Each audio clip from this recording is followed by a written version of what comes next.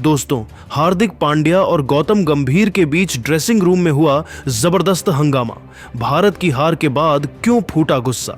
देखिए दोस्तों, आपने देखा दक्षिण अफ्रीका का जश्न, आपने देखा भारत की 56 रनों की शर्मनाक हार, लेकिन मैच खत्म होते ही ड्रेसिंग रूम में कुछ ऐसा हुआ जिसने पूरी टीम को हिला दिया। हार्दिक पांड्या और कोच गौतम गंभीर आमने सामने क्यों आ गए? दोनों के बीच गंदी बहस की खबर क्यों उड़ रही है? क्या टीम इंडिया में सब ठीक नहीं है?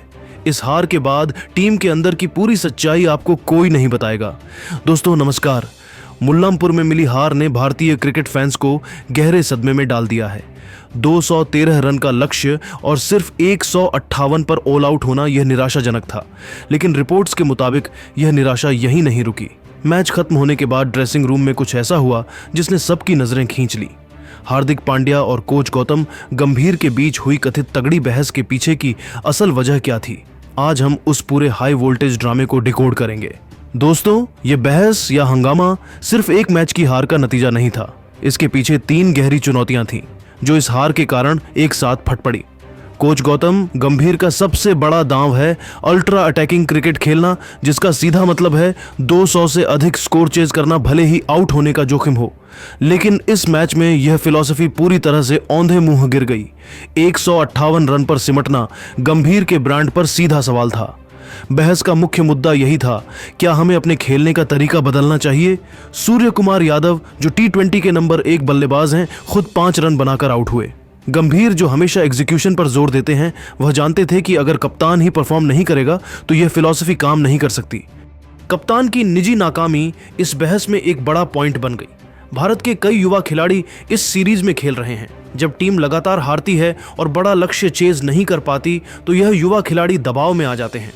क्या गंभीर का अति आक्रामक रवैया इन युवाओं पर बहुत ज्यादा बोझ डाल रहा है? यह भी एक गंभीर चुनौती थी जिस पर अलग अलग राय होना स्वाभाविक था। दोस्तों, अब हम उस हाई टेंशन रात के हर पल को, हर चेहरे के हाव भाव को और इस बहस के भीतर की कहानी को विस्तार से जानेंगे। यह कोई साधारण स्क्रिप्ट नहीं, बल्कि ड्रेसिंग रूम की दीवारें तोड़कर अंदर झांकने जैसा है। जैसे ही लुथो सिपामला ने अंतिम गेंद डाली और भारत 162 पर सिमट गया, दक्षिण अफ्रीकी टीम जश्न में डूब गई। लेकिन भारतीय खिलाड़ियों ने हाथ मिलाने की औपचारिकता पूरी की और सीधे ड्रेसिंग रूम की तरफ तेजी से बढ़ने लगे। यहीं से टेंशन शुरू हुई। कोच गौतम गंभीर हमेशा की तरह ड्रेसिंग रूम के अंदर बेंच पर बैठे थे। उनका चेहरा गुस्से से लाल था, जो उनकी बॉडी लैंग्वेज से साफ झलक रहा था। उनके हाथों में उन्होंने अपनी वाटर बॉटल कसकर पकड़ रखी थी। वह एक एक खिलाड़ी के आने का इंतजार कर रहे थे। खिलाड़ी एक एक करके आ रहे थे और गंभीर बिना कुछ बोले सिर्फ नजरें झुकाकर उन्हें बैठने दे रहे थे। यह खामोशी किसी भी चिल्लाहट से ज्यादा खतरनाक थी और हर खिलाड़ी इसे महसूस कर रहा था। जब हार्दिक पांड्या वहां पहुंचे तो उन्होंने सीधे कोच की तरफ नहीं देखा। वह तेजी से अपनी सीट पर जाना चाहते थे, लेकिन गंभीर ने उन्हें इशारे से रोका। यह पहला संकेत था कि कुछ बड़ा होने वाला है। गंभीर ने हार्दिक पांड्या को रोका और उन्हें पास आने के लिए कहा।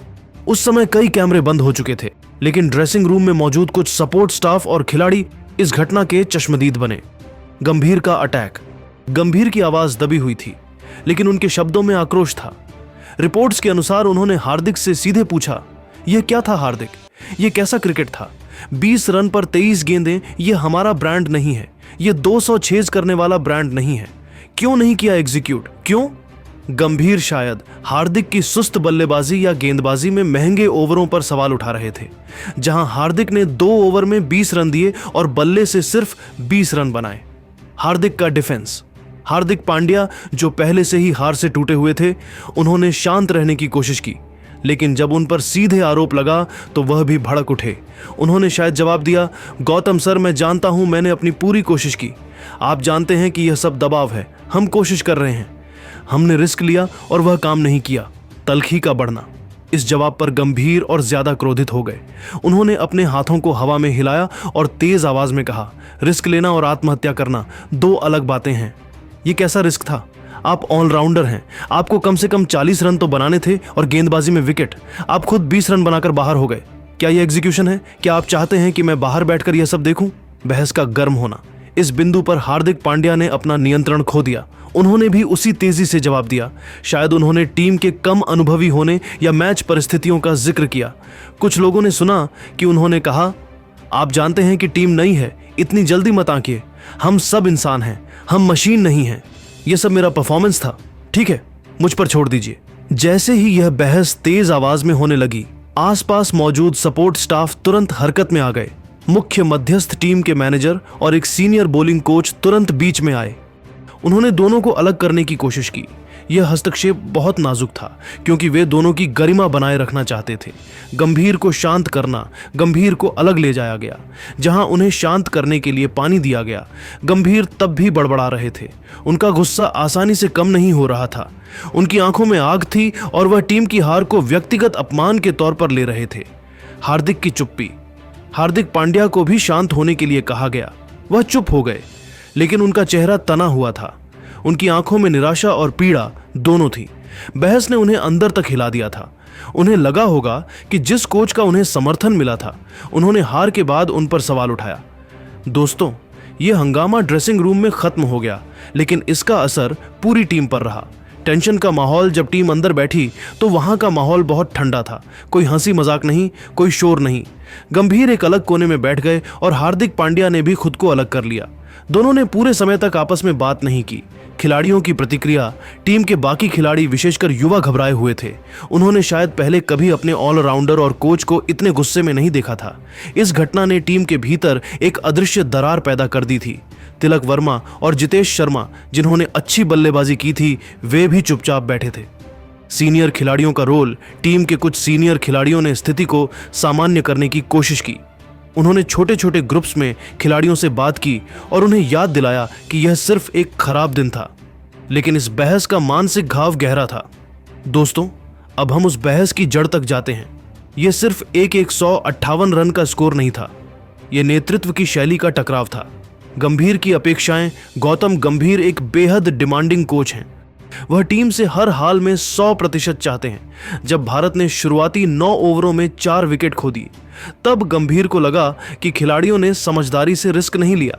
उनके अनुसार अटैकिंग क्रिकेट का मतलब अंधाधुंध हिटिंग नहीं, बल्कि स्मार्ट अटैकिंग है।